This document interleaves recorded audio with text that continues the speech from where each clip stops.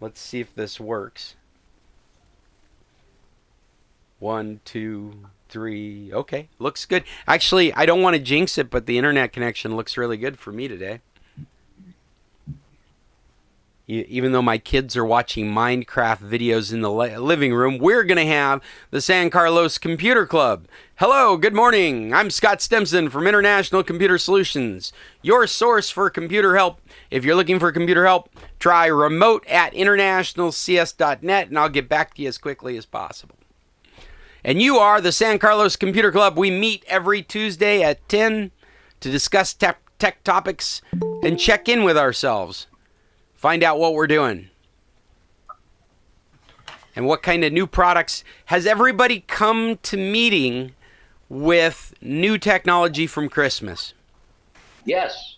I have a whole list. Oh my gosh. Who else is out there with new technology? Do I see some Maggie's waving? Yeah. Yeah? I have new technology. I have an iPhone without Safari, but that's going to get resolved. That's new technology. But I do have one question when people are ready. Okay. Anybody else? Paul, you get any new stuff? Jim, you get any new stuff? Mom, nothing you're going to talk about? Fred, you got some new technology? Yeah, I have a Fitbit watch I am thinking about out of work. Oh, okay. I don't know if anybody out there is a Fitbit user already, but maybe somebody will be able to answer some questions with it. We got the Huawei Watch Fit. One for you, yeah, one for myself. I've already been fighting with things about it that might have me sending it back, even though it's a real decent watch.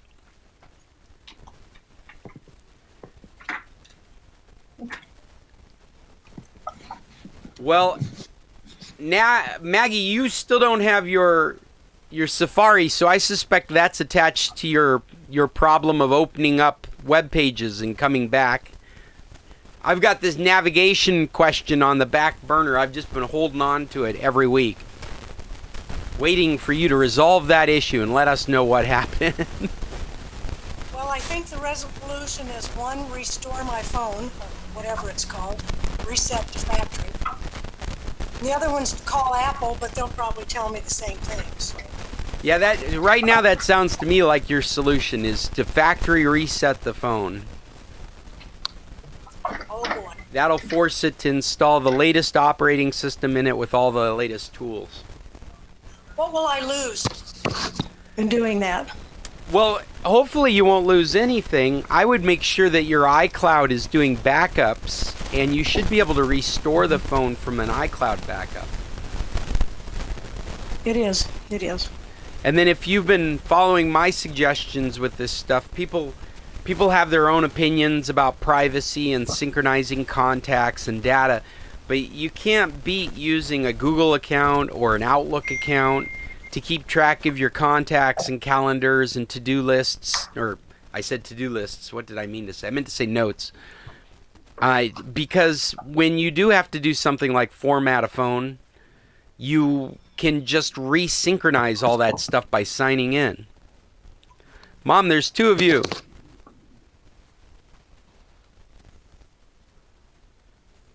I'm getting rid of one of you.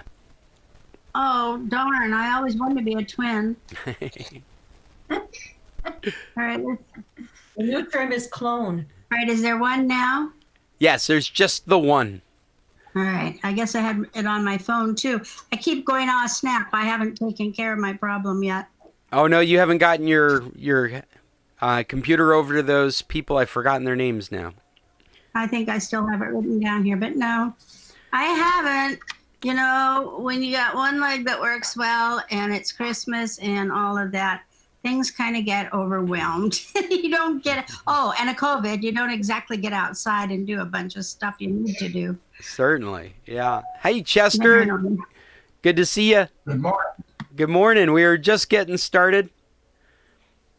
Did you bring some technology for today? Something new for Christmas? Unfortunately, no, I did not. That's okay. I have a correction to make from the last meeting, though. Oh, yeah? What's going on? Yeah, I had the new series. I had said it was The Judge, but it's Your Honor. That Oh. Oh, there you go. That's why I couldn't find it. Close, but not accurate enough. Your Honor. Your Honor. I'm going to put that on the list here. Yeah, I went looking for it, and all I could find was the movie The Judge, which is a decent movie, but I was certain that wasn't what you were talking about. Sorry about that.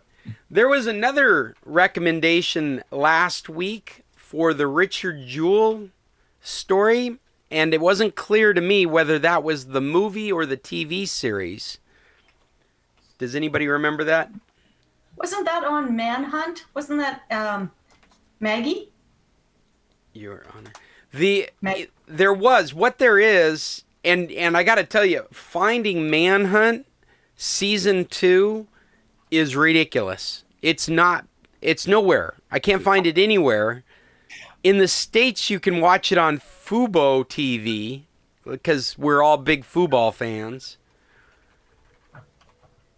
But I have not. Are you talking? Which Manhunt are you talking about? Well, there's Manhunt and Manhunter.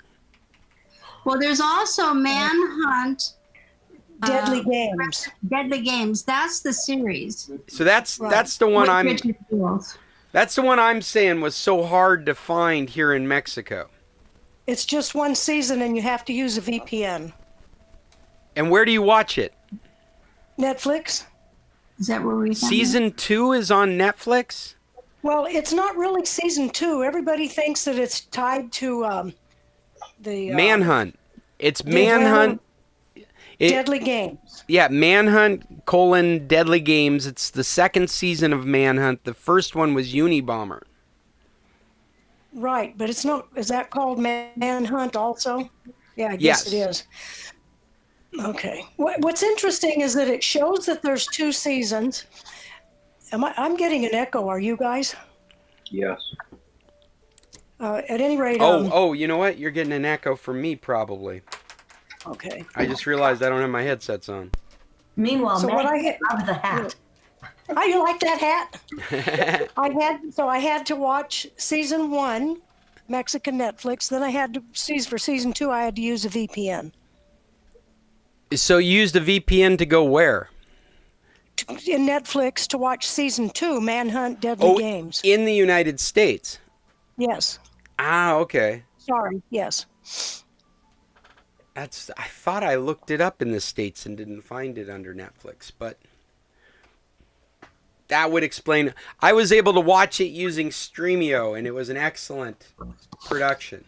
Wasn't that good? Alexa, stop. You know the Eric Rudolph, the guy that played Eric Rudolph, he was in Boardwalk Empire. If you guys have ever watched that, that's fabulous. And he played the veteran that got his face blown off. I don't know if any of you have seen that. That's a good one if you haven't watched it. Say it again. Boardwalk Empire? Empire. It's about the mob, so to speak, in Atlantic City. There's several seasons to that. Yeah, there's quite a few, but boy, it's good. It's very good. You'll start recognizing stars in there that are being fairly popular now that we didn't know when the season first started, the series, I'm sorry. Yeah, it's a great one. We found a Western, sort of, not really a modern Western, but kind of. It's called The Sun. Oh, yeah, I think... recommended that one. Yeah, Bill did he? I don't know day. how. We just stumbled on it. It was very good. Boardwalk, was that 2 words or 1 word? Boardwalk something? Boardwalk Empire. Is that right? Thank you. Scott, while we're talking about previous recommendations, where did you watch Flight Attendant? Because I've been looking everywhere and I can't find it. I probably used Streamio. It is a HBO Max. I remember we looked it up on Just Watch. In my notes here, it says it's a series on Cinemax CTV. But I'll go to my CTV stream and see if I can find it. They're in Canada, yeah. our Fire Stick has the VPN running on it. So all my Canadian content, I have to turn off the VPN to get to. Anyways, it keeps telling me that I can't have it, but I'm in the same country, so yeah. Oh yeah, so you wouldn't be able to get to CTV on your Fire Stick without turning off the VPN. That's right. Yeah. Yeah, that CTV, that just works for you, right? You just show up at their website and you're able to watch. Do they have their own app? Well, each of our networks, like CBC, the Canadian Broadcasting, Global was a Canadian one, and CTV, they all have their own app. If you have a cable subscription, you can access their whole library. If you don't have a cable subscription, then you can only see like the last episode. You can't see the whole things. Okay, so there is some kind of authorization, some kind of credential checking. In this case, it would be verifying that you have a cable subscription. Yeah. I was just wondering if somebody could just VPN into Canada and start watching shows. Minimum service, but not the full. And there's a question I've been trying to answer, and it's not been very clear, is whether Hulu will be available outside the United States now that it's part of Disney. And I have not found a decent answer to it. It's almost like Hulu is functioning with packages in the United States, but not existing outside their borders. I don't know if anybody has any experience with that, but like Disney Plus, the Disney Plus account that we're using in the United States is the same one we're using in Mexico. The catalog of content in Mexico is exactly the same as the catalog of content in the United States. And now that I say that, I realize there's some iffiness in that, because they have some previous rights that they've sold in Mexico that aren't allowing certain content, or no, in the United States. Now that I say that, that's right. There was some article that we were talking about a couple weeks ago where some content was not allowed on Disney Plus after a certain period of time because it had to satisfy other rights holders, contractual agreements in the States, but it was still available in Mexico because it was geographically dependent rights holding. Anyway, what was my point? I forgot my point. Hulu. Hulu. Yes, Hulu. So I quit looking for it because I've got so many options now. It's sort of like when I lived in a small village, I would go to the big city, which is not big. But anyways, I would go there and I would hate grocery shopping because they had like 5 choices of everything. Where in my little store, in my little town, I only had one choice. It was much easier to shop. Right. And I've got so many choices now for TV. I don't have enough hours in the day. So. I completely understand. There's too much good TV. Fortunately, there's a pandemic, so you don't have anything else going on. Well, but unfortunately, I'm sitting and eating while I'm watching TV. It's not a good plan. As long as it's not in the toilet eating over the sink, you're sitting on the toilet eating over the sink, watching TV, never leaving your house. Well, I've got 3 recommendations this week. One, if you are a sci-fi fan and you have not become aware of it, the new season of The Expanse has become available. They're coming out week by week, and so like the 5th episode was just come out. What's it called, Scott? The Expanse. It's based on the book series. They're in their 5th season. They had exceptionally successful 2 or 3 seasons. I think maybe it was 3 seasons as a sci-fi product.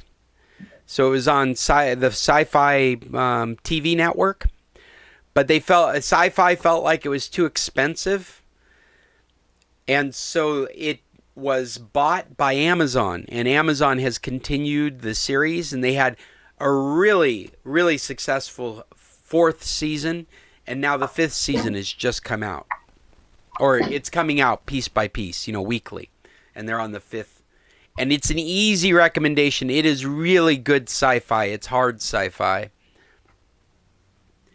And if I wouldn't start at anything but the beginning. It is good from the beginning all the way up to now. So if you haven't started watching it, start at the beginning. There's a lot going on. The background is that Mars is colonized and has become its own government. And there's these frictions, these political frictions between Mars, Earth, and this culture of people called the Belters. And these are people that generations have been growing up in between planets out in space. Some of them have never actually set foot on Earth or felt real gravity. And so there's a murder mystery going on, especially in the first season. There's a murder mystery going on. There's dramatic alien what's the verb I'm looking for? Intervention, I guess. Alien technology that gets brought into it, and there's a big mystery behind that.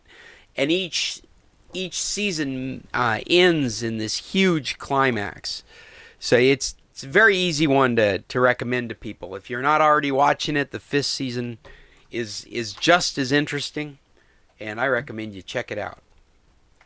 Scott, Yeah. I saw somewhere they were listing the up-and-coming sci-fi, and I see Foundation is actually going to get done. Oh, really? I hadn't seen that. Oh, I'm bleeding over somebody's speakers again. Not mine. Hey, Bill, who's doing Foundation? Just hang on. I was in my email, I believe. I'll look it up. Yeah, I'm really curious. Sci-Fi Channel? Great. Foundation. So I said I've got 3 recommendations. And if you're not interested in speaking more about The Expanse, I've got another one. Okay. And it was right in front of me. And where did it go?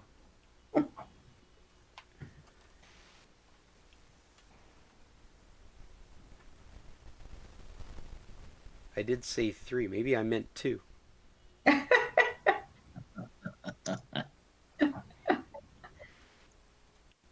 Well, if you're looking for something funny, we like sitcoms. And Chuck Lorre's done a new one. Did I say that right? Chuck Lorre? Called Bob Hart's Abishola. This is he's done all these comedies, these very successful comedies. And this has got some actors in, or at least the main actor you'd probably recognize. I've forgotten his name. Billy Gardell. It seems like he was in that thing with. Boy, I'm really not ready to talk about this, am I?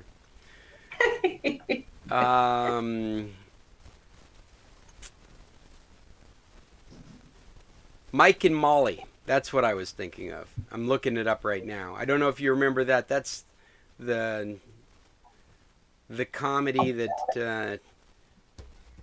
who was it that got so popular? She was just in the Girls Ghostbusters. Yes. Melissa McCarthy? Yeah, No. Melissa McCarthy. That's right. So the two of them made that show really popular. That's where she really got recognized. And so he's the husband from that show. It's the actor that played the husband. He's so funny. She must have outshined him on that show because I don't remember him being so funny. And this is about a middle-aged guy that has a heart attack and falls in love with a nurse from Nigeria.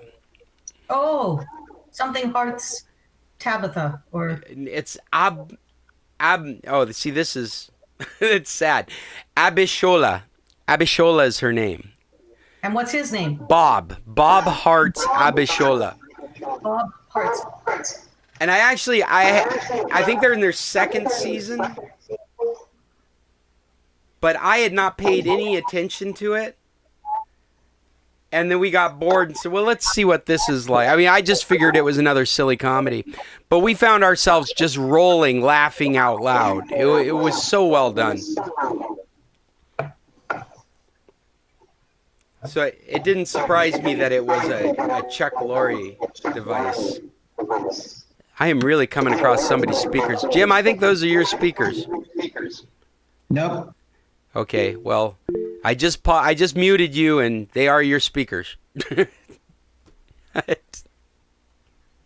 I don't know what's going on, but your speakers are bleeding back over your microphone. So I'm hearing myself talk through your system. But now we're not hearing you at all because I muted you. How does that happen? The software on the other end is just not compensating for it. It's supposed to do. See, like now it's working. Now I'm able to talk. You're listening to me, and so the software is canceling out what's coming out. But sometimes the software doesn't work and it doesn't cancel it out, and so the microphone picks it up. See, I did not know that. Yeah. Okay, Scott, I just posted on the chat line the link to the new and upcoming sci-fis in 2021, and Foundation is the first one on the list. It's Apple TV's doing it. Oh, wow. There you go. The trailer looks pretty awesome. Only we can shorten the darkness.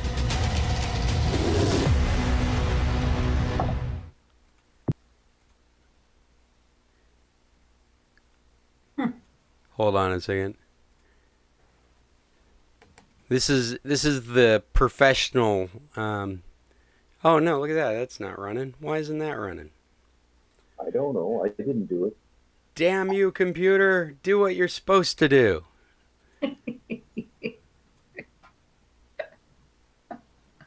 Everything about it should be working, and it's not working.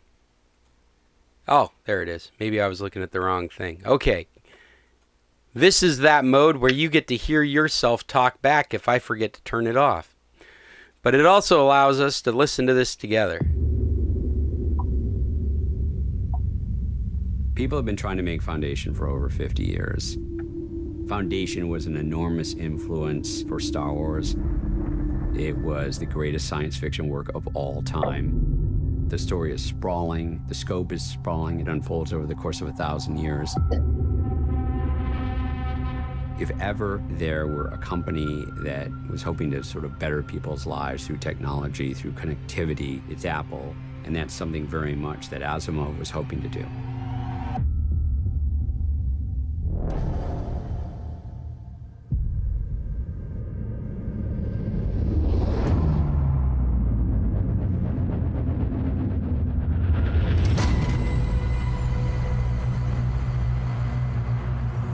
They're going to arrest me tomorrow.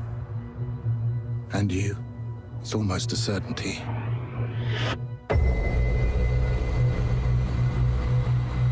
All right. You're familiar with my work, psychohistory? Yes, in theory, but I don't know what it has to do with. It's not a theory.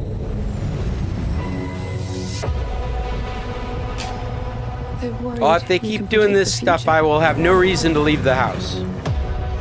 Don't worry, people believe I can.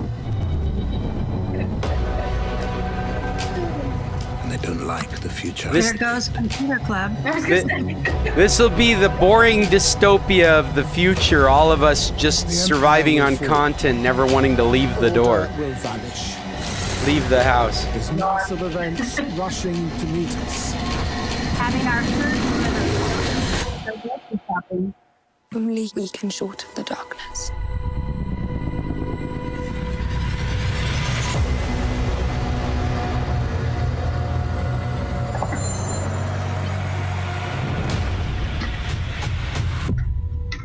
Okay.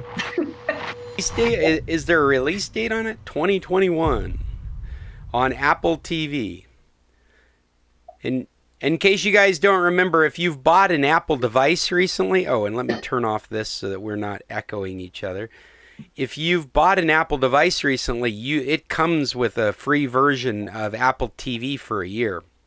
So there's no reason not to check it out.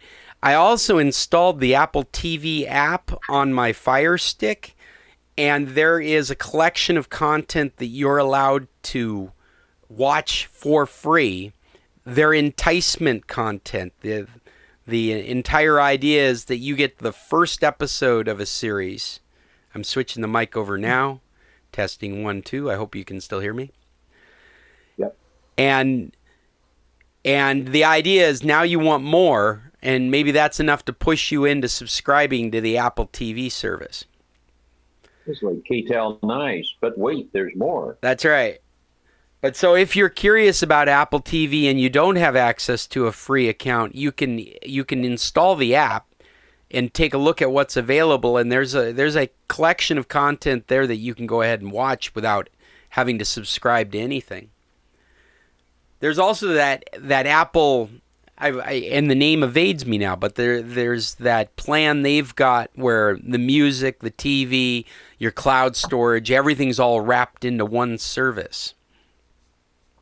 So if you find that you're an Apple house, that might be the correct thing for you, give or take, whatever elements fit correctly, and you end up with Apple TV service. I kind of like the way that Apple's been doing things. They don't treat it like they're trying to make any money off of it. They treat it like they're trying to make the best content that they can offer. And on that note, that's where The Right Stuff is. I think it was on Apple. Yeah, The Right Stuff. And that was a great show. Well, I found it on Amazon Prime, I think. Oh, really? I think that's where I found it. I don't know. I found it the other day, but I keep losing things because I'm on, like I said, too many platforms. Yeah, I'm realizing that too. I might be talking too quickly. No, Disney Plus. The Right Stuff is on Disney Plus. Oh, that's where it was. Disney Plus, yeah. It was the other one. It was the alternative history sci-fi from that same time period that they did that I thought was really good. And I'm not remembering the name of it now. But it was the NASA space race as if Russia had won. Hmm. Why can't I remember it? We watched a sci-fi, our grandson and his mom had watched it, and they told us about it. It's called Lucy. And it basically has Morgan Freeman in it, and he's a scientist where he looks at the cerebral capacity, and how we only use a certain percentage of our brain. Kind of an interesting take on, a girl gets kidnapped and made into a mule to carry this drug, which then gets released in her body, and she becomes super, super intelligent. Anyways, this is a movie, right? I've seen this. Yeah. It's an older one, so I think it was 2007 or something. But so a lot of people have watched it. It was the first time we'd heard about it, Lucy. And then the other one was our granddaughter watched Soul. Which is really neat animation in Soul. Kind of a different way of portraying the hereafter, and it was pretty cool. Well, my daughter and my wife do an animation movie each Sunday morning, and maybe we'll have to put Soul on that list. Yeah. Hey, it's pretty cool. And the show I was just trying to remember, did I just lose it again? Is For All Mankind. Oh. It's great. It's on Apple Plus or Streamio. I think that's probably how I watched it at the time. But For Mankind is a fictional version of the space race in the in the 1960s, where Russia keeps beating them. And so it's how does the U.S. media deal with their astronauts not keeping up with the astronauts from Russia. And it's a really easy recommendation. The only problem I have with it is they've already said they're not going to do a second season, and it totally needs a second season. I don't know why they decided not to do a second season. Maybe it's a real sleeper. They don't feel like it gets the attention it deserves, because I thought it was really well done. Is there going to be another season of Space Race or Space Force? Space Force. I haven't gotten all the way through Space Force yet. Yeah, they've already announced the second season of Space Force. Yeah, they did. Space Force renewed for season 2 at Netflix. That was in November. Yeah. Yeah. Anything else you'd like me to Google for you? I'm here to Google any topics. As long as the internet keeps working just fine. Well, I was using your Just Watch Canada to try and find it. Like, I'm about musicals the same as you are about sci-fi, Scott. So I watched The Sound of Music again, and Bill was kind of surprised because I knew all the lines as well as all the lyrics to the song. But yeah, and so I watched. I shouldn't be surprised. It's more than he wanted to know. I lasted about 10 minutes, then I went to bed. But the scenery and everything in that, like Austria, it's beautiful. Anyways, so now I'm going to watch White Christmas, because he finally found a place where I could watch it for free, but it's on Streamio. And I found Paint Your Wagon. So that's going to be my musicals this week. I want to offer, has anyone had an opportunity to watch the new George Clooney movie, The Midnight Sky? Oh. It's really captivating. To me it was. I could not stop watching. I guess I need to give it another chance. I watched about 10 minutes and got bored. So it is slower, but believe me, it picks up. Okay, I'll try it again. You're the second person who's recommended it. You know, I think we watched it and I fell asleep in it. It's possible. I'm thinking that he's an old man with a young girl. Is this the one we're talking about? Yeah. Yeah. I think Yuya thoroughly enjoyed it while she listened to me snore. Oh. Well, it does start out slow, and you're left wondering, what is this all about? So you have to get into the middle of the movie before things start clicking, and it's just I don't know. What's the title of that again, Mom? I think it's The Midnight Sky. The Midnight Sky. I guess I'm going to have to go back and rewatch that. Say again? It has a little girl that was with Redmayne in, when he played a person whose mind was going, an English person. No, it wasn't. His mind wasn't going. His body was going. Steve Hawkins. She plays Steve Hawkins' wife, I believe, in the beginning of that. Oh. So she will be recognizable, the leading lady as such. But yeah, it does take a while to really grasp that this is something that could really happen.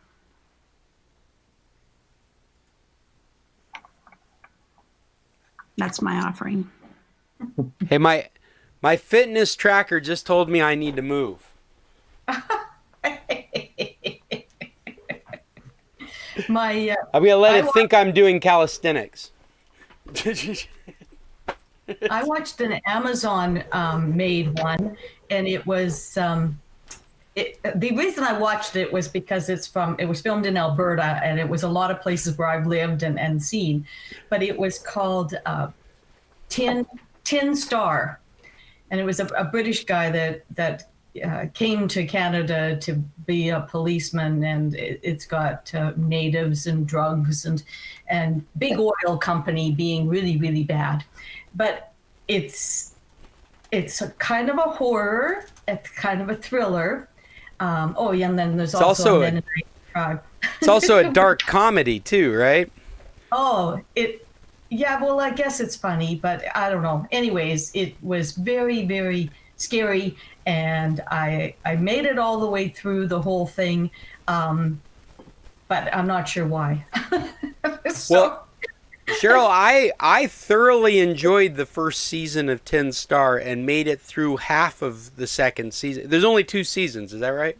I think so, yeah. Yeah, and I made it through half of the second season, and we couldn't do it anymore. And the first season kept us thoroughly entertained, engaged, interested in watching the next one as quickly as possible. It has Roth in it. What's his name? Tim Roth. The little English guy. Yeah. Can you hear me? It's Tim Roth. Tim Roth, that's right, Tim Roth. The third season of it is more like the first in the sense that I thought the second one was just horrific and I didn't want to go on with it, but we decided we ran out of things to watch. All right, let's give it a try. And we found that was more, still a lot of violence, but you didn't see it. It wasn't always in your face. Oh, look at that. I didn't even realize there was a third season of it. And without telling me too much, what happens in the third season? Is that when the girl goes to live with the Mennonites or the? Yes. Oh, okay. So I did watch all 3 seasons. Yeah, maybe it was the third season that we gave up on. Oh, really? Maybe. I found that easier than the second one. Yeah, I had a lull in the middle there, but I made it through it. Yeah.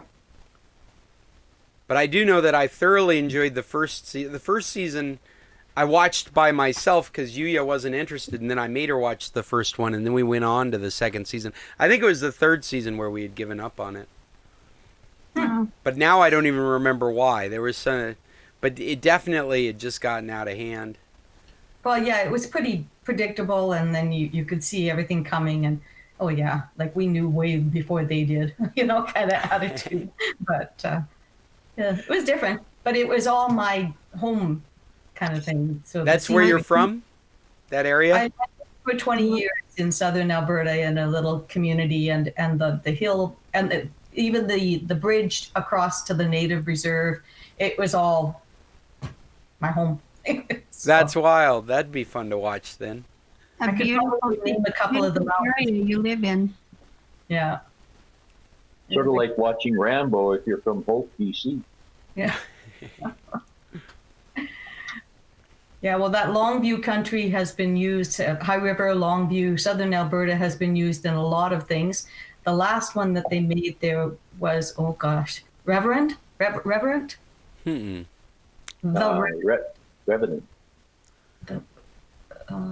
Who is it? A big famous. Is it a movie? Is that the bear movie? It's a bear movie. Where the guy gets chewed up by the the Titanic guy. Yes. Leonardo DiCaprio. Oh, there we go. Yes. And then before that, like when I was living there, it was Unforgiven. Clint Eastwood and Morgan Freeman, they were all in our little village. So, and Superman was filmed out there, about 3 of them. I have a note from one of my grade 3 students who didn't come to school one morning, and when he got there at noon, his note said, Tommy was late this morning because he watched Superman rescue the lady off the bridge. So I still have it in my memories of teaching. So, oh, that's awesome. Yeah. Where was Yellowstone filmed? That's more Montana, I think. Oh. But just south of the same area. A small bit of trivia for the Unforgiven, the outhouse that they shot the one guy shot the other guy in when he was sitting on the toilet used to be, or still is probably, right beside the front entrance of one of the restaurants in Longview. They rescued it from the set and set it up.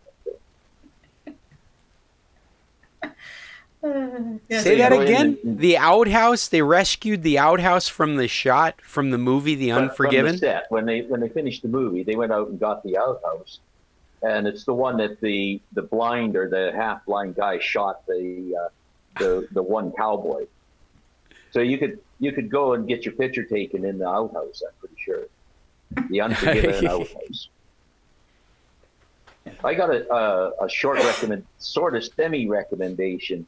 I watched it a while ago, and I actually binged it, and I'm not so proud of that. But it's called Valley of Tears. It's about the Yom Kippur War. It's a tank crew in the Yom Kippur War. It's about 6 episodes long.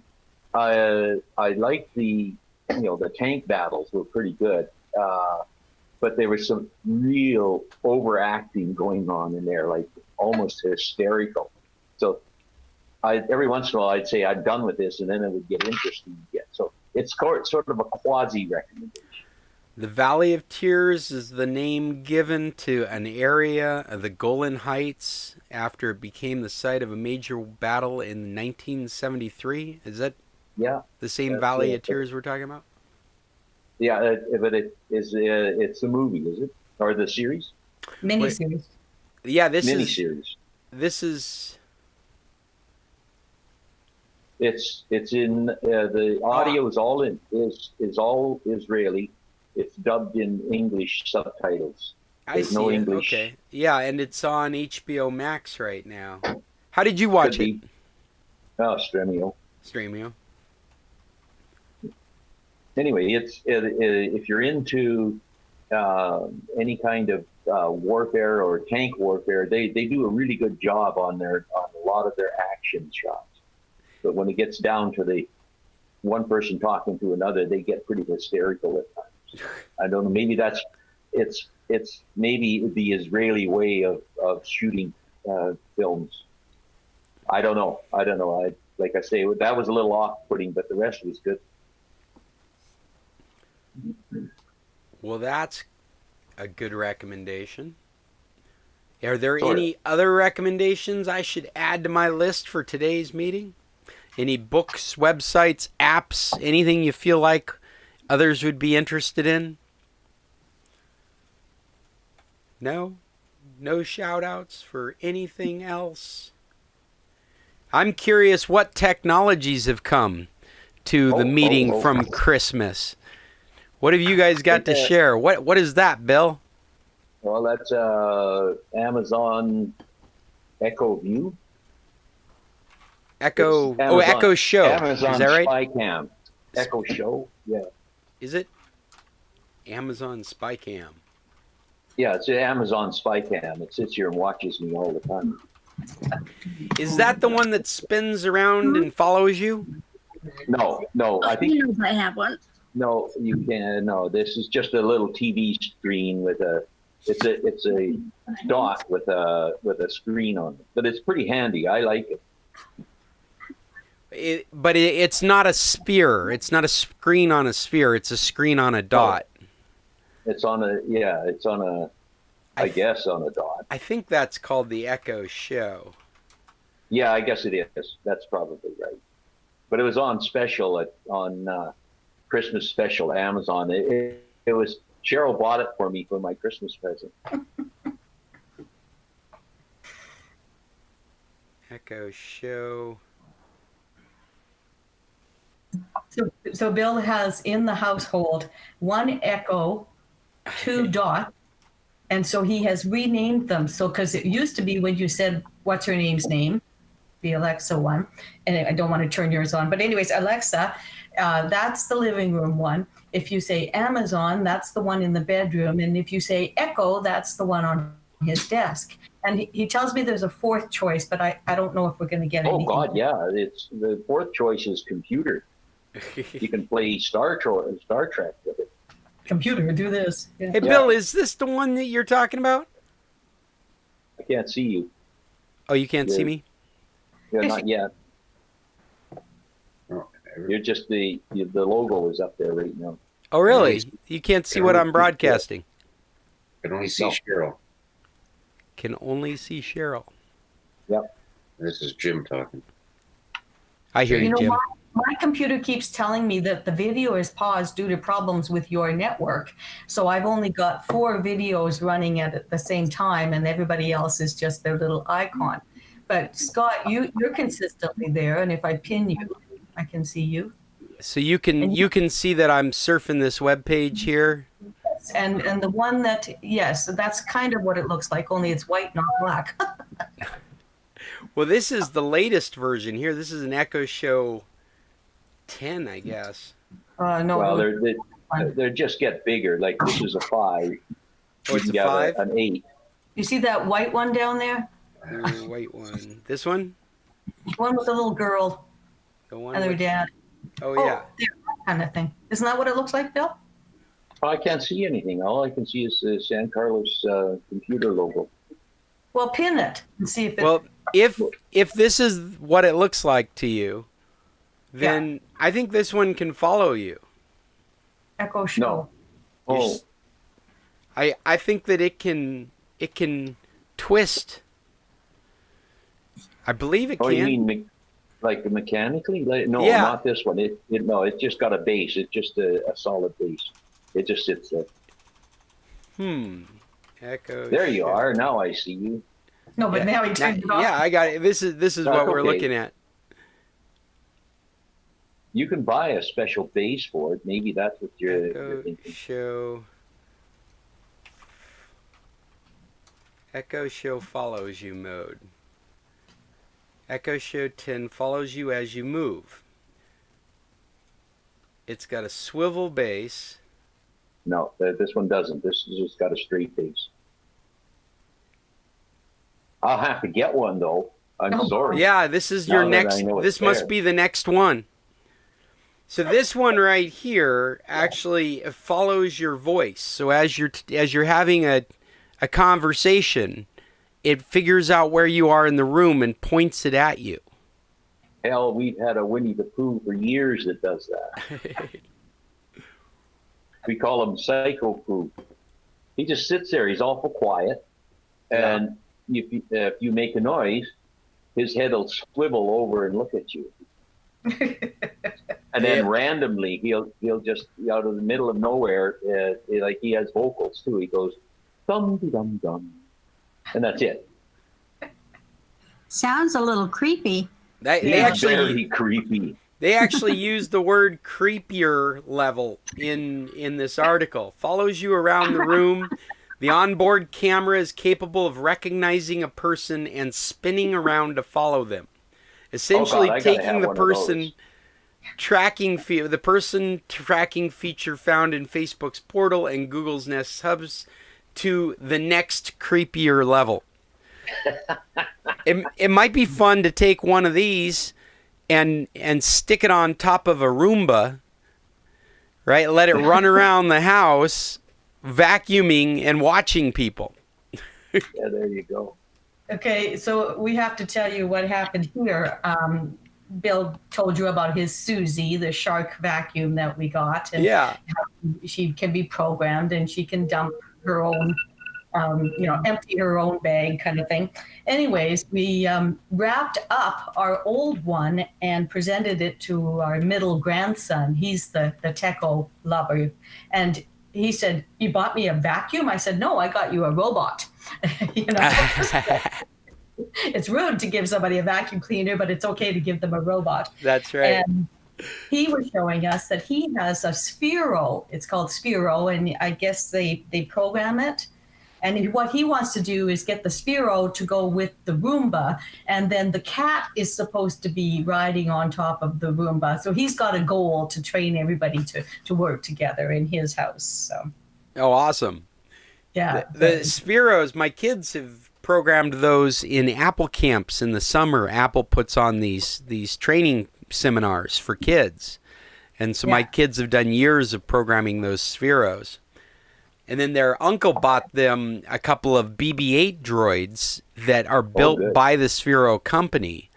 And the base is that Sphero, and then they've got a magnetic head that spins around as the robot is running around the house. The head stays on top of it like the Star Wars movie. Tell me again, a BB-8? BB-8. Oh, That's the droid from the latest movies from Star Wars. And Sphero made that as a toy. And you use your phone to control it. You send it instructions through your phone. Yeah, that's what he was doing with this one. Yeah. So I think that, we've got his birthday, Christmas gifts for a while figured out. But anyway, Scott, we have a bit of a technical. I don't think I'd call it a problem, but my daughter-in-law sent us an email, made a post on Facebook this morning. Yeah. And when I opened it up, or when I looked at it, it's a full text thing. It's got, probably 200-300 words in it. And Cheryl went to look at it, and all she got was the punctuation. It stripped all the text out of the whole thing, and all there is punctuation for her. Now, how the hell does that happen? Well, is that called redacted? Well, there's no black lines. It is really redacted, yes. Cheryl didn't know she was on that list. No, I guess not. It's really strange, and it's on my iPad, which has been acting up again. It's funny because I was talking to Carolyn and James on the other day, and their iPad's having a problem. So I raved about how Bill had set it back to factory settings or done something and refreshed it, and it was wonderful. Only now it's resorted. Here, I'll show you. This is the post. I don't know if you guys can read that. All it is punctuation mark, and it's everything out of the text, but there's no text. And this is a Facebook post. It's a Facebook post. And when Facebook post, and it only does it on her iPad. If she looks at it on her iPhone, it's fine. It's fine. And the iPad... If I use it in Safari, like I'm just looking at Facebook in a browser. I'm not using the Facebook app. Yeah. And somehow my browser, and we're back to Safari. It's Safari, and it tells me every time I open Facebook on it that I need to update the app because some of the features won't show. So it's got something to do with the text in this post, I'm sure, because the text, when I did see it on my other one, is kind of a different, non-recognized by my old iPad.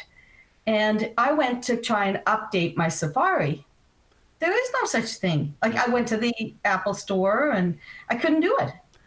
No, and you may be able to do it in the future releases, but the version, your iPad's an older iPad, right? It's running like 11 or 12. I can't remember. You told me once before. It's 10, iOS 10 or something. And I can't put anything else on it. Yeah, and so you're at the mercy of this ancient version of Safari. And so that's what you really have solved your own problem there. It's telling you, we're not going to work correctly on this version of Safari. And the only way that you can get a new version of Safari is to buy a new iPad. Not happening. Yeah. I got my iPhone now.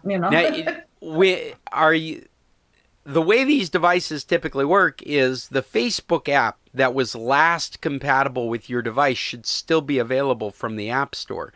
Do you have the same experience in that app? I don't know.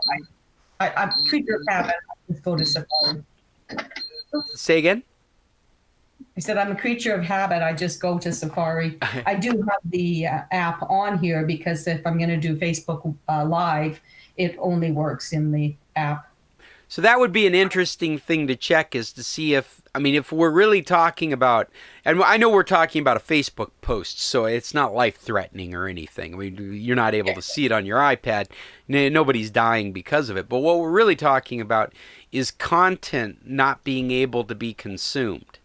And if the difference is you can't use Safari, but you can still use the Facebook app, then that's really the solution to your problem. Mm-hmm. Oh, my goodness. Well, it's even more fun. It's even more messed up. Now that's redacted, right? That's redacted. It's all little squares with question marks in them. It's got all the punctuation, but isn't that fun? Okay, so that would be a character set thing. It's got to do with the text, the font. Yeah. Yeah, it probably does. I haven't run into that problem with a Facebook post before, but it's got to be written in a character set that isn't natively available on your device. Yep. So It's James interesting. here, I guess the bottom line is don't do that reset. well, it doesn't make a difference in Oh, this. no, yeah, this Won't fix this problem. My iPad is permanently either a game console or it's really good for FaceTime, and it's a little bit bigger than the iPhone, you know. But it's definitely got its limit. It's very limited. Yeah, and actually, there isn't a good suggestion for these devices that have fallen out of date. In fact, our culture really is looking more at how do you recycle these? How do we bring these back into the fold? Making that part of the purchase price is you bring back the device and you get the updated device. Yeah, that's a good idea. Yeah. I think we're going to see Oh, go ahead, Jim. I'm sorry. I've have the solution, which is a new one. Woo! But I was hoping to get to use the old one for something, because it does seem to work to a certain extent. But Do you have a boat? Do I have a boat?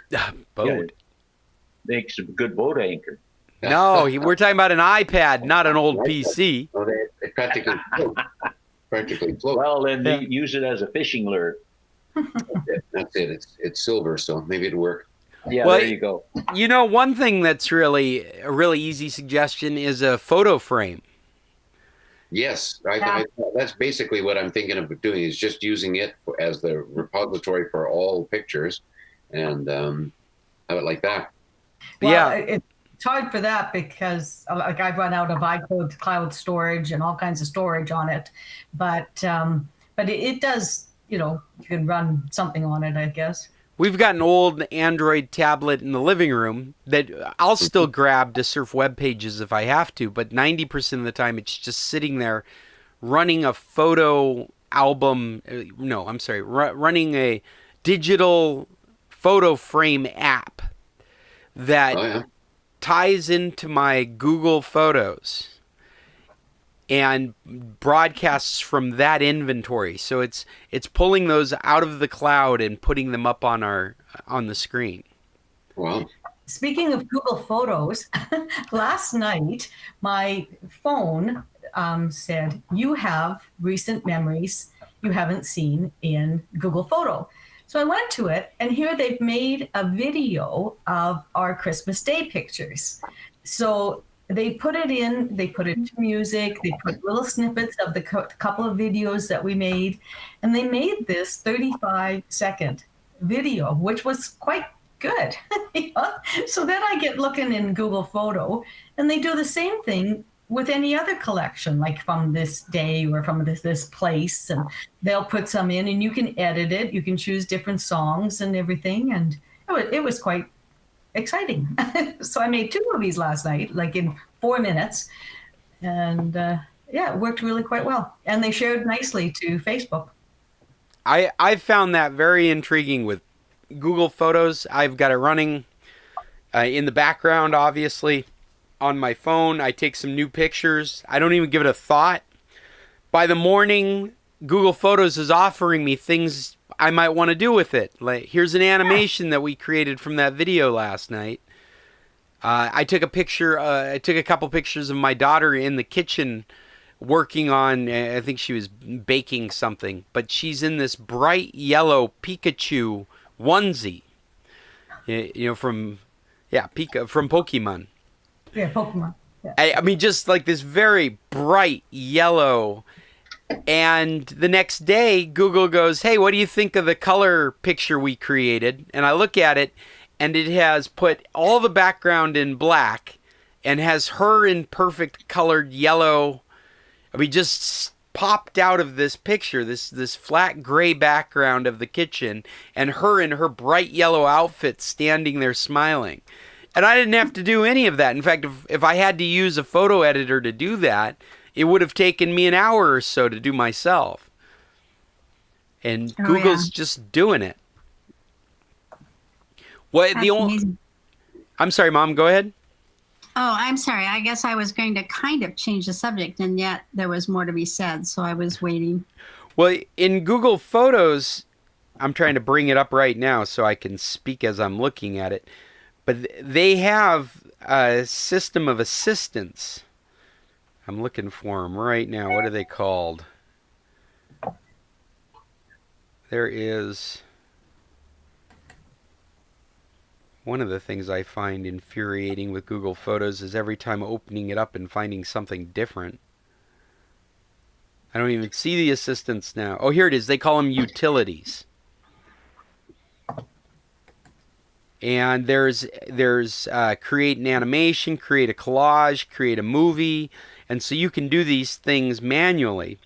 But as you add to the to your Google Photos collection, it does these things automatically. It uses AI to sort out things it thinks that people would enjoy, and pops them up in front of you and asks if you want them, and if you do, you just save them.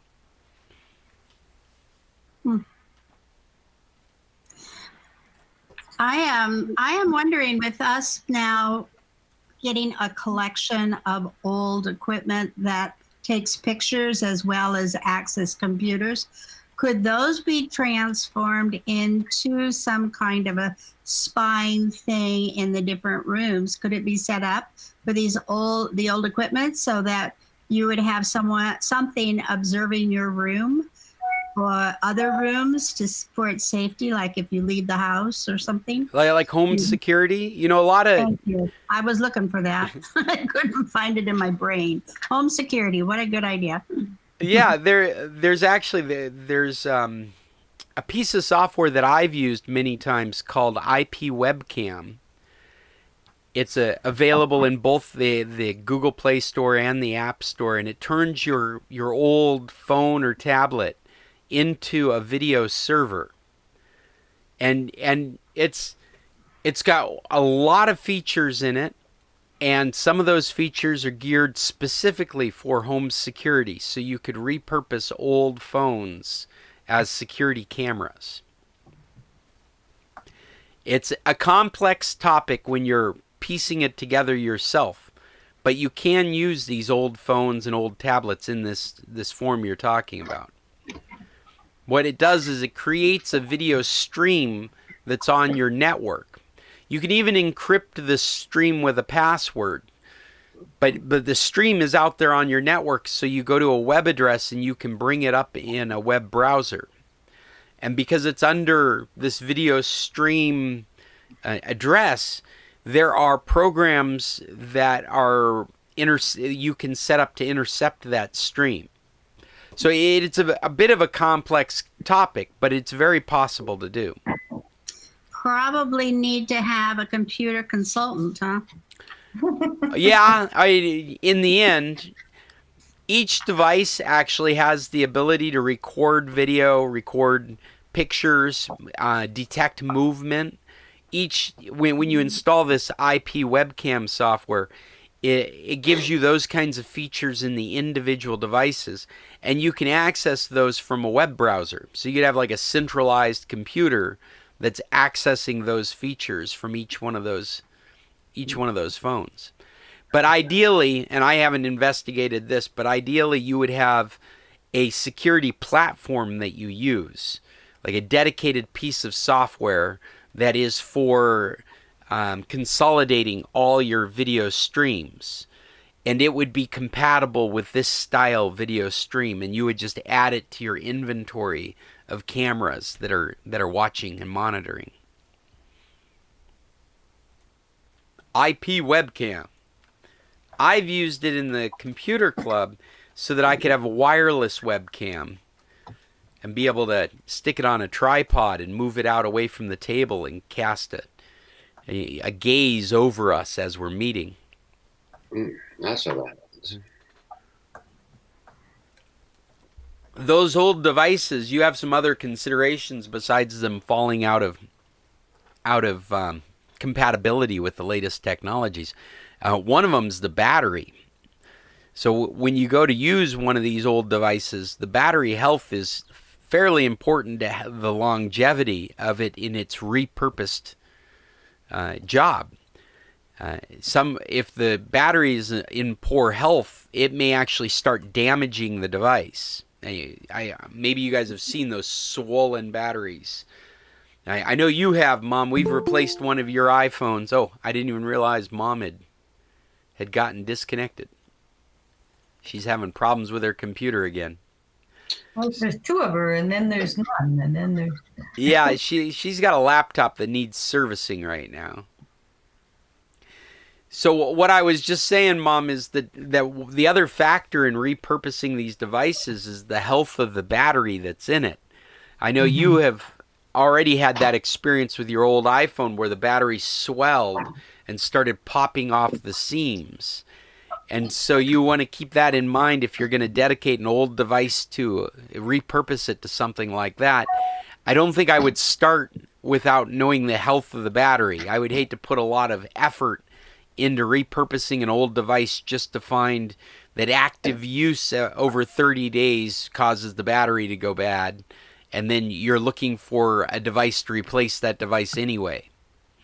Is there a way of testing the battery right in the whatever it's in already, or do you have to put it in something else to test it? Well, there are apps, and the latest softwares actually tell you the battery health. I'm sorry, Jim, I can't think off the top of my head of a particular app that does this, but I think I would just go into the App Store and look for battery health apps. And what you're looking for is an app that would identify what kind of battery, how many milliamp hours that battery is, or how many milliamps that's rated at, and what it's actually got. And there's a number of apps that are out there that can do that. I just can't think of one off the top of my head. And then, like I said, in the latest iOS and Android systems, you can go into the status of the battery and see how it stacks up. All right. But that's what I would do. Is I would say that what you're looking for is language like wear, like how much wear is on the battery. And you would probably, I don't know if I would try and repurpose an old device that had more than I don't know, 60% wear on it, 50% wear. If it had more than 50% wear, I'd probably be more concerned about how easy it is to replace the battery at this point before deciding to repurpose it. Because if it's got more than 50% wear, that device is going to have problems very quickly in the future because of the battery. Yeah, then I got you focused on this little iPad, Certainly. my new iPad. Hey, which one did you get? Was that a Christmas present? It is, and I was trying to answer that question, but I'm not too. It's an iPad, an iPad Air, or an iPad Pro? No, it's just an iPad. Okay. And if I had longer arms, I'd be able to read the number on the back. Model A220. No, there's I can't. My arms aren't long enough. A220 70. Yeah, there you go. Okay. That's it. That's I'm what just it says. Googling it. 8th generation 2020 10.2 inch 32 gigabyte. Oh wait, no. I'm reading it looks like it's the 8th generation iPad from this year though. That is an 8. My old one was a 4. So, how far we have come. You have 8 megapixel camera, 3 gigabytes of RAM. I am looking on a website called GSM Arena that breaks down your device. Mm-hmm. And it's just giving. This is the standard iPad right now for 2020. This is the recommendation. If you are wanting a tablet experience, this is the one that makes the most reasonable sense for the amount of money you spend for what you get out of it. The bang for your buck. This is the one. I was quite thrilled. I think it was somewhere around $330 US or something like that. The price? We bought it in Canadian funds and probably paid tax on it too, but that was the list price. Did this one come with the cell modem? Cell modem. Yeah, you have Wi-Fi, but you also could get it with LTE. This one doesn't have cell connection. No SIM card. No SIM card. I'm not sure what the market in Canada is like for this stuff, but the 32 gigabyte one sells for $329 in the States. That's exactly what I paid for it. Okay. In Canada, though, and when it was a sale price at the time. And then the version that I recommend is the 128 gigabyte, just because it's only $100 more, and you can't add more storage to one of these. Oh yeah. And so that's $429, but respectively, both devices could have a cell connection to internet for an additional $70, I think. I think for $399, the 32 gigabyte could have a cell modem in it, and for $499, the 128 gigabyte. I don't recommend the cell modem. I think that's $70 lost. I think that $100 for the memory upgrade is worth it, but I don't see any reason to have a cell modem when we've got Wi-Fi everywhere we go. Yeah, and my phone has it becomes a hotspot. So if I really need to connect up, I can do it through the phone. Yeah, and then you don't have to maintain a separate plan. True. There are very few places that are offering multiple plans. I mean, I don't know where you guys are located, but I haven't found any in Mexico that allow us to have one plan for multiple devices. No, I don't know one. I know in the States what's common are family plans, and I always thought, well, I mean, maybe you could add that on like like my daughter's phone. It would be my iPad that has connectivity. Or the watch, the Apple Watches now can act as cell phones. You literally do not need an Apple phone anymore if you have one of the cell-enabled Apple Watches. But one of the frustrating things that has not happened that Apple was expecting was carriers to offer multi-device plans, so you could have your phone and your watch with cell connectivity through the same carrier plan, and they just haven't done that. Well, we have AT&T out of the States, and we have I can add more devices, more people. So Bill and I have 2 iPhones, and they're both on the same plan. Yeah. And I know that in Canada, our kids they're almost getting so that they have 5 devices, because mom and dad each, and the teenagers are getting their own and everything. And the youngest just got an iPhone without a SIM card, so it is an iPod. It's an iPod. iPod. And so she's texting and stuff now. So they need 5, and they got something through TELUS. Like a family plan through TELUS for all those devices, and that does exist in the States. We still don't have family plans in Mexico. Telcel doesn't offer a family plan down here. To be fair, they have really cheap. I mean, the contract and the prepaid stuff is really cheap in this country. But I keep expecting, like the United States, to come up with a watch plan, a tablet plan, right? So because you've got these devices with you, and so instead of approaching it as there's these different users, you would have the same user using various devices, and that would all fall under the same plan. And they haven't done it like that. Like, you'd have to do it like a family plan. I'm gonna add this other tablet to my plan. But the truth is, that's not 2 different people using data at the same time. That's me moving from my phone to my tablet to do more work, if you follow what I mean. It's sort of like the iCloud. They're not called their accounts. What are they? They're Apple IDs. The Apple IDs, like when I got the iPad, that was our first thing, and I created an Apple ID with an @iCloud.com email address. Then when I got my phone, I created an Apple ID with my Gmail. And Bill has a Gmail and has an iCloud. So we have 4 different Apple IDs that we tried to combine into a membership kind of thing. Yeah, like a family. Yeah. Yeah. But I can't get the one to add to it. And it's probably because it's too old again. You know, I just looked in my About on my iPad, and it tells me the model MD513CA. Okay. So, but I don't know. Like you said, it was an iPad 4 you used to have, James, and I don't know what this is. I don't think it'll tell you in the About. What you need to do is Google that number. Okay. And the results are going to tell you which generation it is. Okay. I do know that the version is a 10.3.3. So that is a very old iPad, because we're up to 14 now. So you're like 14 generations, and Apple's very systematic about its release schedule.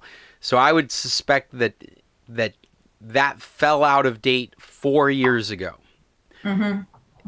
And they're very systematic about their updates. So I would imagine you got updates for 3 to 5 years, depending on which model that was. And then it fell out of date. So it stopped getting updates 4 years ago. So it could be a 7-year-old device that you're using. Yeah, about that. Yeah. That would be about, I think, 2013, 14, somewhere in there. Yeah. Is that the one that Bill sent back to factory settings? Yeah. Okay, because I wonder. Well, I'd like to know more about if that works out for you. Because first of all, I don't lose the pictures on my old iPad. And well, I didn't lose anything. It's not the term. Hey, the trick with the batteries is to keep them plugged in and topped up.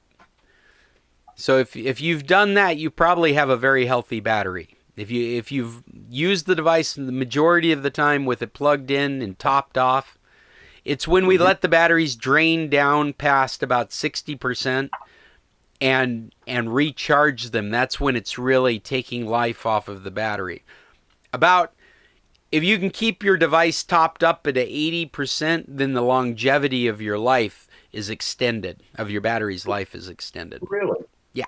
I thought we were supposed to keep it between 20 and 80, and outside of that was the problem. Well, there was all kinds of tricks like that back in the day, but since we've switched to the lithium-ion batteries, what we've learned is they're nearly indestructible, but they're only good for 300 full discharges and recharges. So you can't really hurt it by charging at any particular time. But what you can do is you can affect the longevity of the battery's life by allowing it to drain to zero and then to fully charge back up. Well, you have no other option. If it's at zero, you got to fully let it charge up. There's no way out of that. So what you're trying to avoid is letting it get down past 60%, because when you get down into that area of charge, you're affecting the material of the battery when you have to recharge it. And that's you could literally kill a device by every morning starting out at 100% and letting it drain all the way to zero by the end of the day, plugging it in, and then starting the next day. You would find that within about a year, you would be getting about half the battery life. Wow. Whereas if your behavior was to plug it in whenever it's convenient, and that's what the industry's trying to do right now, is you have these pads that you set your phone on while you're sitting at your desk, and it's just charging. You're not fumbling with cables or anything. You just throw it on the pad, and it's got that inductive charging, kind of like the sonic toothbrush, and has no cables to connect. Does this have that kind of charging? That's interesting. That's an interesting question. I don't remember if it does or not. I don't think wireless charging is what we're talking about. Wireless charging.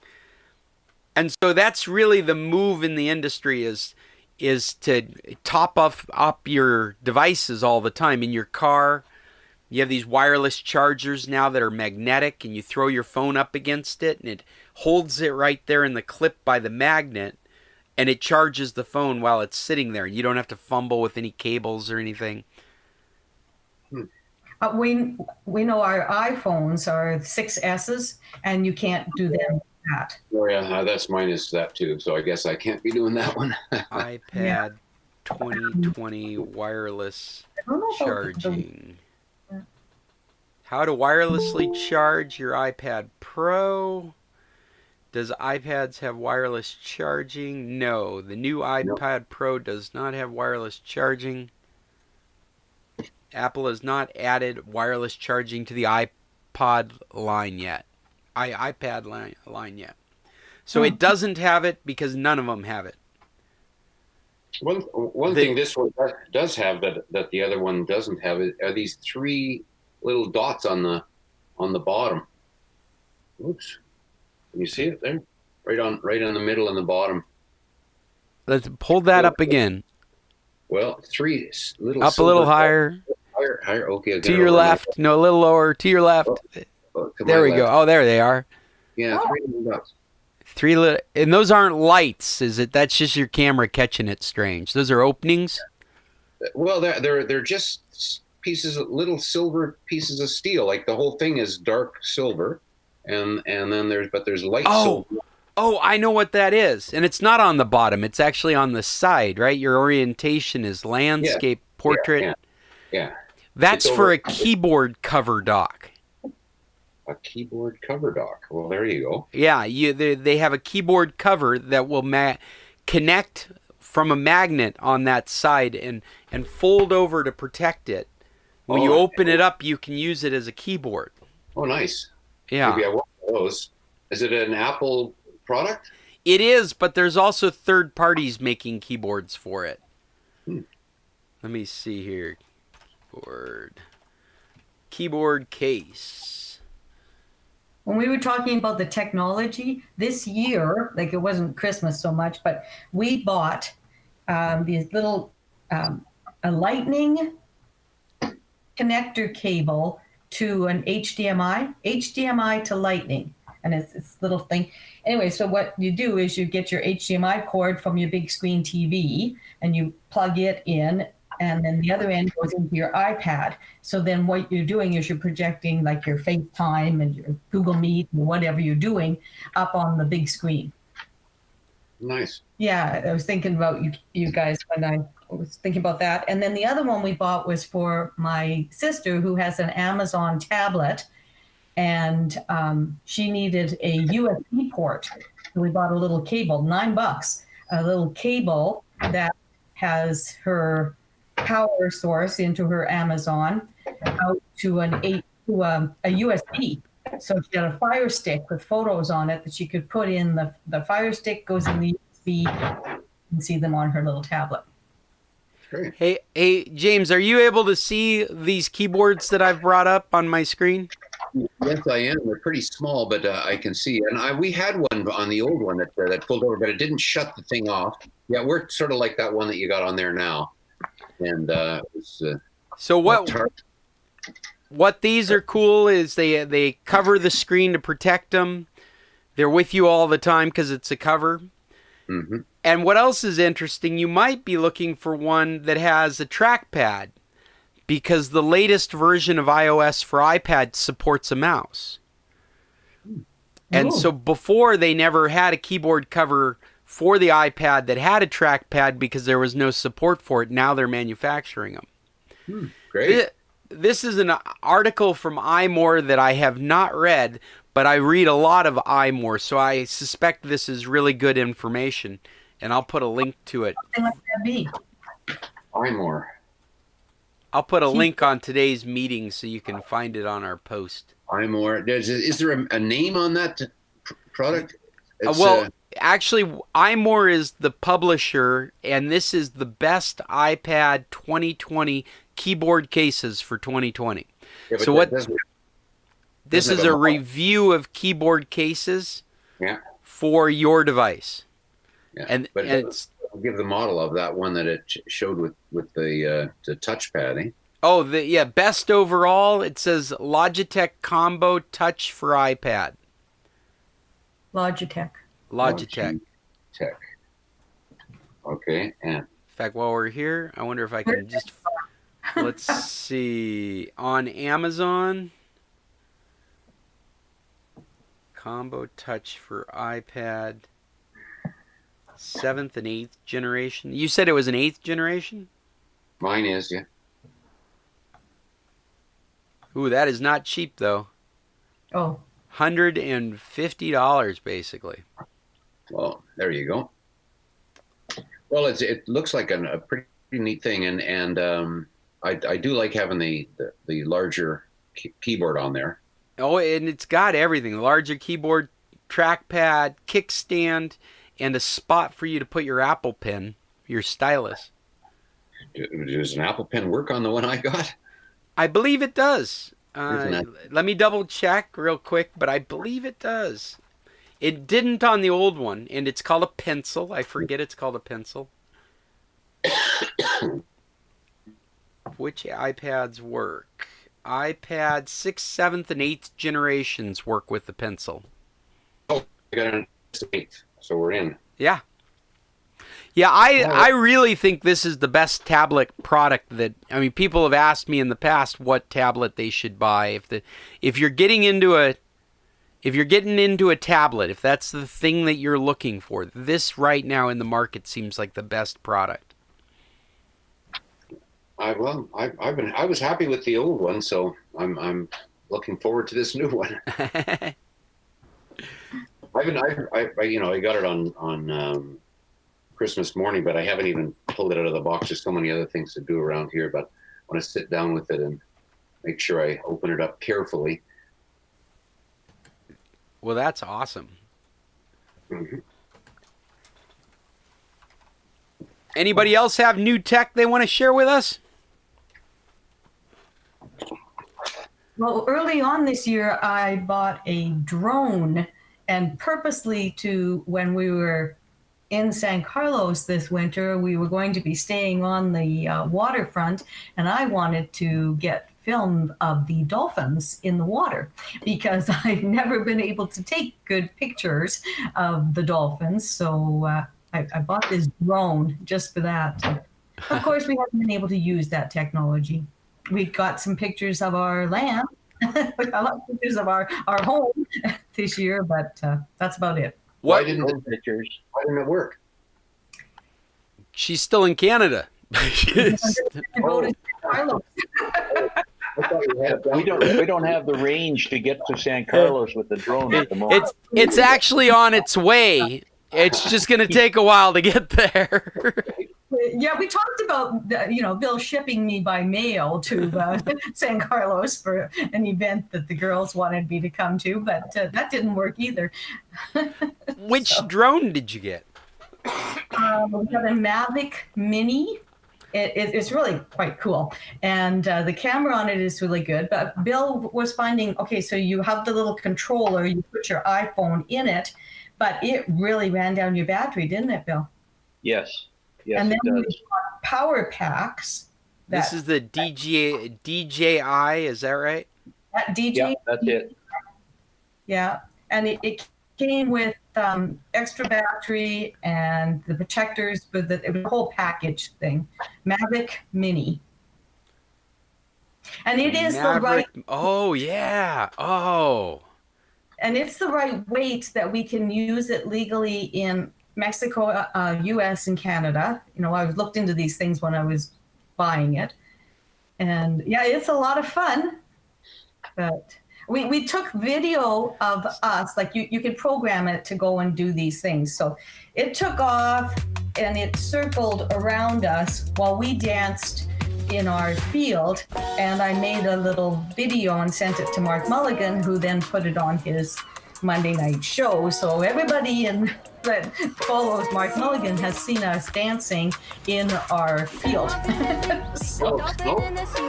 Wow, this looks like it would be a real fun device. It doesn't look like it's much bigger than a cell phone. I mean, it's stacked thicker. Where's my camera? Yes, It's stacked you're right. thicker, but it's as wide as a cell phone. Haven't you got it right? The body itself is about 3 thicknesses of a cell phone stacked up, yeah. And then the arms come out with the little propellers on it, and away you go. What do you think? What do you think of the build quality? Are you going to have to replace propellers? Did it come with its own propellers? I bought It came with spare ones, but it's also got a protector thing you can snap on that protects the propellers from running into things. Oh, okay, like a fairing that goes around the propellers? Yeah, more or less, yes. And it's got a lot of nice features on it. Like if you're running the battery down, it's got a return to base function on it. You can push the button and it'll come back and it'll land within 2 feet of where it took off. But it'll also do that automatically. If your battery starts to run down, it will say, "Oh, that's it. I'm coming home," and away it comes home. But that's a nice feature. Yes, but I'm always very, very reluctant to let it out of my sight. Right. I just get nervous. But here's the difference between our generation and our grandchildren. Like I'm always doing even though I got the screen on, like the iPhone screen on it, and you see what the camera sees. I'm always watching it. I got to physically see it. My grandson came to our place and wanted to try it, so he immediately starts running it, and he's just looking at the screen. He doesn't. It's just a video game to him. That's all it is. That's what I was going to say. Yeah. So he doesn't even look at it out. Where he doesn't care where it's at. To him, it's a flying camera that he gets to direct where it goes. He's not even thinking about it as a remote device. Yeah, and they have no fear. Well, they didn't pay for it either, so yeah, that's it too. But we wound up with a second drone that we have since given to him, but it was a cheaper one. But it has some aerobatic features, automatic ones on it, like flip. You just push the button and it does a barrel roll right in the middle of the air. Wow! Oh, that's cool. And I wouldn't do that, but he immediately goes, "Oh, what's this? Cool!" And away he goes. Do they avoid trees and buildings and stuff automatically? No. There's no avoidance on it. What about stabilization? Have you flown it in the wind? Oh, yeah. It's very. Yes, if you you just hit the button for takeoff, it just takes off up about 3 feet and then stays there. It won't move. And if there's a breeze, it compensates. It will hold its own position as long as the wind isn't too heavy. It will hover in place no matter what. Yeah, that's amazing. That's great. That's exactly what you want from the drone. You want it to be able to be autonomous and be able to give it instructions, but you're not in charge of how it flies. It flies itself. Yes. This is how we're going to end up with flying cars, actually.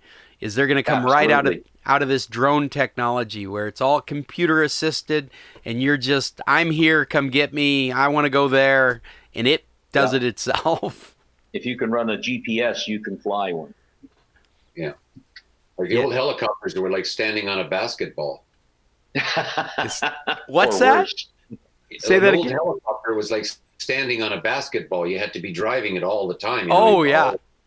Wow. Whereas nowadays they're all just computer leveled and everything. Well, I know my mom left me with a basic drone. It doesn't have a camera that you can see through, so you have to watch it like an RC car.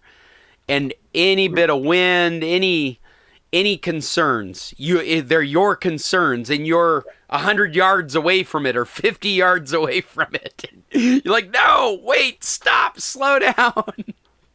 Well, I have a 6 day. What? When you first had it. Okay. The very first drone I had has a camera on it, but it doesn't have the stabilization. You're in charge of it, right? And I took it outside and started it up, and immediately started drifting with the wind and went over and I killed it. I hit the kill button, but it landed in some tall grass, and I figured, okay, well, I watched where it went down, and I figured, okay, I got it. But green, just exactly the same color as the grass. And it's sitting in there, and I walk over, I cannot find it. There's nowhere to be found. But it was late in the evening, so the sun was low, and I got thinking, well, okay, and the camera's still running. I can still see it's looking at grass. So I basically started walking until I saw a shadow in the screen, and then I just kept walking closer and closer and closer till I worked my way right up to it and found it again. Wow. So, but I'd have never found it if it hadn't been a camera on it, or if it had been. You're looking for you through the viewfinder. I was looking for me. That's exactly right. And what I always wonder is how many of our neighbors are actually watching all this. We have 6 acres and we're out there looking for a camera, or we're dancing to Mark Mulligan music that they can't hear. Hey, I want to hear a little bit more about your new drone, though. How's the battery on it? You're saying that it drained your phone putting it on the controller on the phone. No. Well, yeah, the iPhone hooks directly into it as a controller, and that particular piece drains the battery. The controlling part drains the battery within about 20 minutes at the most, I think, is what you could get out of it. Wow, from your phone. Yeah, like you're killing your phone. The battery drains down, but just because it's busy all the time, it's like it's running some function all the time. The battery in the drone will last a good 30-35 minutes before it starts flashing red at you. Oh, okay. And there's a battery charging pack. We have 3 or 4 spare batteries, 3 batteries spare. You just swap them in. You get them all charged up, then you're good for a couple hours of flying there. But you can't fly it unless you got an iPhone that'll fly the damn thing. And it sounds like your phone is draining faster than those batteries will drain out. So it sounds like you want to have an alternate power source with you. Well, you can't. Like I've tried to find a splitter that would allow the power into the phone, as well as the lightning cable out to the controller, and you can't find them. They won't run. The iPhone won't go both ways. It won't. Like I haven't found a cable that will allow me to do that. I can find a cable that will allow you to run power in and audio out. That it will do, but I can't find a controller that will allow power in and this controller cable out. It won't split that way. Yeah, I hear what you're saying. I was just doing a quick Google search on. That's exactly what people are complaining about on the DJI forum here. Yeah, they're all trying to do that. Battery case. No, everybody's saying no. Haven't figured it No, I'm surprised. Tried a couple different ones.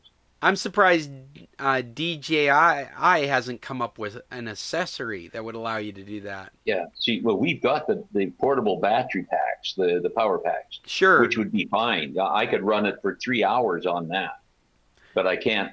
But you can't connect it at the same time. Yeah. The only way I could do it is to use Cheryl's phone and my phone for controllers, and unplug one, hook it into that power pack, and then let it charge up, because it charges fast off that power pack. Hey, here's an interesting comment that a lot of people are agreeing with, is that give up on the iPhone and get an Android phone. Yeah, well, I was wondering about that too. Well, yeah, 'cause I had to buy, I have this Samsung Android because my reader for my blood sugar tester, it is not compatible. The app isn't compatible with iPhone 6S. You have to have an iPhone 8 or something before you can use it. And to me, that's ridiculous. So, but the Android works fine. Well, and what they're saying in this forum is that they're observing that the controller, the DJI controller that you connect, is actually charging their Android phone. Oh. And that's not happening on the iPhones. But see, that still doesn't help you too much, because you're basically working with 3 power sources. The one that's in the drone itself. The controller has a charger in it, right, like a battery in it, yeah. and then your phone. I don't know how long your phone would or your controller would work if it's charging the phone at the same time. That might drain it pretty. That's what these guys are saying, is that their Android phone is being charged at the same time as using the controller. It's being charged from the controller. Cool. I can hook it up. I got it, like it comes with all the cables to hook up the different units. So I can hook it up to it and see. It'll show me whether it's charging or not. But you might be able to find a splitter that will actually let it charge on an Android. They're usually a little bit more compliant. Yeah, there is a splitter that we use on Androids, an OTG cable that would allow you to charge it and have a USB device connected to it at the same time. That's essentially what you'd be looking for on an Android phone. And once you got that, then you just have that small power pack underneath. You run forever then. Yeah, but anyway, I'm surprised that nobody's recommending something like that in this forum for an iPhone. This forum is a year old, and it seems like there has been changes in the iOS operating system since then. So you may still be able to do it with an iPhone. These people may just not be talking about it. In the past, we have not been able to use USB devices on iPhones, and now that has changed for like storage devices. What Cheryl was talking about. Yeah, so there the on the go for the Android for the USB to hook to a USB device. Well, that's it. One. Yeah. As you explore different ideas, I can't wait to hear about it, because it'd be interesting to see if you can do that. And even if you had an extension cord that plugged into the charger and or to the controller, and the controller's plugged into your phone, and the controller's charging your phone, and the extension cord's charging your controller. Let me think about that. Just don't fry yourself out in the field there. Yeah, right. That's right. Right now. I got to get myself a Honda generator to sit there and charge everything. That's it. Yeah. Then your neighbors will talk. Yeah, well, and keep in mind, it's all wireless technology. That's right. Well, guys, we have run real late. Is there any other topics we should bring up before we call this meeting to an end? I think it's wonderful that you have given Bill a couple of projects to do. Not like he has nothing to do around here, but anyways, so he has to try and get his Echo to follow him. He has to find the battery pack and everything for the drone. You know, I'm writing these down now. Now, Cheryl, you realize that all of these projects cost money. Oh, great. Here we go again. Amazon. See, you didn't take that into consideration. Well, it's Boxing Week sales. Well, there you go. There you go. Yeah. iPhone. 10 times the air miles. That's really cool. I can't wait to hear about more of your drone experiences. I like the size of that drone too. Yeah, it's a very nice little solid drone. It's not. It doesn't have that plastic feel. It's got a metal case on it. Yeah, the build quality on it looks just very professional. It's very good, very nice. Just pick it up and it's got a nice feel to it. You know, it's got some stuff built in. It doesn't have that look of like a hobbyist. It has a very professional look to its build, like it has a job to do.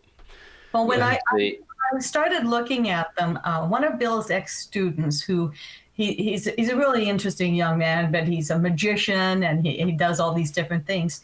He has changed employment a few times, and he got one of these drones and he was playing with it and everything. And he has gotten himself a job with the real estate companies in the town where we used to live.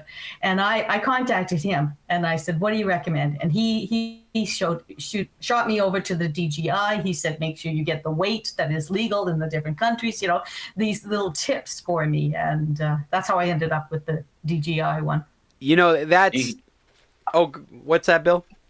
he posted a video like on his website. He has a few videos, and the one he decides he's out somewhere where there's a creek running under the road with a big culvert, and he's going to fly through it. He's going to go through this culvert. So he gets halfway through it, and all of a sudden his drone hits the side. He doesn't have his guards on, so it wrecked his prop, and it drops into the water and floats back out. He was quite concerned. He did dry it out. He says it works fine, but two things. One, if you're going to do something strange like that, make sure you got the guards on. Number two, don't go uphill. He said the turbulence got him. He said, go downhill. Go with the water. Don't go against the water. Anyway, he was quite lucky but he had insurance. You can buy insurance for these things, so that if you do anything stupid with them. I think it was 2 years, and they'll just replace the thing, no matter what happens to it. Oh, that's interesting. Well, that makes it even more reasonable of an idea to own. If it drops in the water while we're filming dolphins, and the dolphins, you got to go swimming for it. No, well, the dolphins take it to play with it. Well, then I guess we get a new one. Who knows? Is that how it works? I mean, I imagine you have to get it back to them to honor the insurance. Yeah, I don't know. Well, it came from overseas. How much was the insurance, Cheryl? Like the whole thing came to, like, it was a package with the case and extra batteries and different things. I think the kit was like just under $400, and it was like $45 for the insurance. Oh, that's really available. Eating, Jimmy? Yeah, Jim's having breakfast. Look at that. Cereal.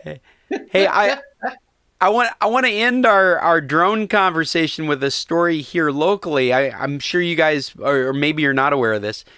There's somebody that working for real estate with a drone wants to take footage out by our airfield, out by the Wymus airfield, and the drone literally won't fly around that area because it's geo-fenced away from it. It's recognized as a federal aviation area, a no-fly zone, and it won't allow the drone to operate. He wants to use it to film property right around the corner from the airport, but he can't get the drone to work. I think this one says something about that. Like, it gets little alerts and things when the wind is too high, and I think it is set for that. Like it can geo map and stuff, so I think that it will alert us if we're doing something we're not supposed to. Well, apparently.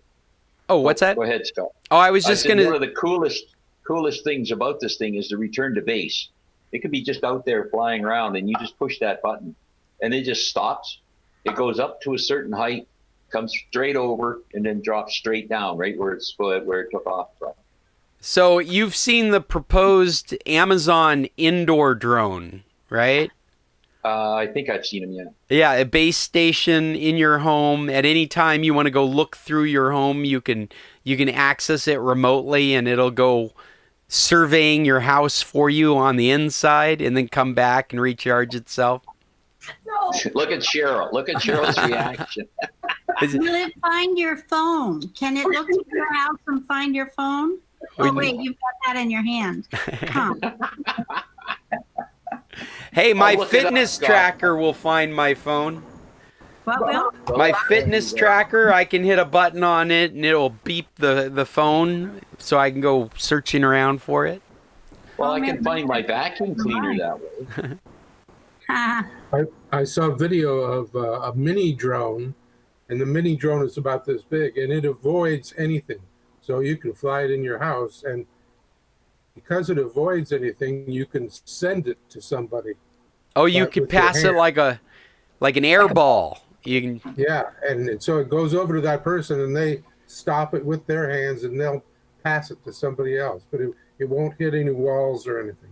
That in itself sounds like a fun toy to have, just entertaining people in the living room. Costco sells those little things. They're like $40. Of course, then again, a balloon has the same kind of entertainment value probably, and that's like 30 cents. Not even that. These have lights on them, Scott. That's true, but you don't have to recharge a balloon. Guys, I gotta say goodbye. This is a really long meeting, and I would stay here all day if I didn't have other things that have got to get done today. I'm sure you guys do too. Yeah. I have a video I have to make for the 90th birthday party, so I better get going. Oh, you're making a 90th birthday party? No, my Sure-tail relative in Australia is celebrating his 90th birthday on the 30th of December. Only it's finally struck me that, you know what, the 30th of December in Australia is probably today, and I better get my butt going. They're just collecting video messages for his birthday. So 30th in Australia. You'll let us know what it's like tomorrow, won't you? After you've talked to him. It's always good to have a little insight into the future. Well, like always, it's great talking to you guys, and we will keep these meetings up. We will be back next Tuesday at 10 a.m. All things being equal and no emergencies, no foreseen emergencies. Scott, you realize that we don't like these meetings at all. We just stick around because we've got nothing else to do. That's a real testimony to the entertainment value that we're providing for ourselves. I begin to get the latest thing to watch on our televisions, so I know what my week's job is. I got to say, that's one of the things I've really taken advantage of throughout our recommendations list. Yeah, that's good. Being quarantined at home, it's nice to have some recommended content to look at. Yes, it is. Whether you like it or not. Well, I'll see you guys next week. Yeah, see you next year. Until then, tech on. Yes, indeed. If you got more Christmas tech, bring it next week. Or your topics. We'll talk further. All right, Thanks, Jim. Guys. Yeah. Thank you, Jim. Yeah. Au revoir. Talk to you guys next week. Bye-bye. This is the San Carlos Computer Club. I'm Scott Stimson with International Computer Solutions. And if you're having computer issues, I would like you to get a hold of me remotely. I can help you out remote at internationalcs.net. Until next week, everyone, tech on and have a good day. Love you, Mom. Love you, honey. I'll talk to you later. Bye-bye. Bye-bye. See you, Fred.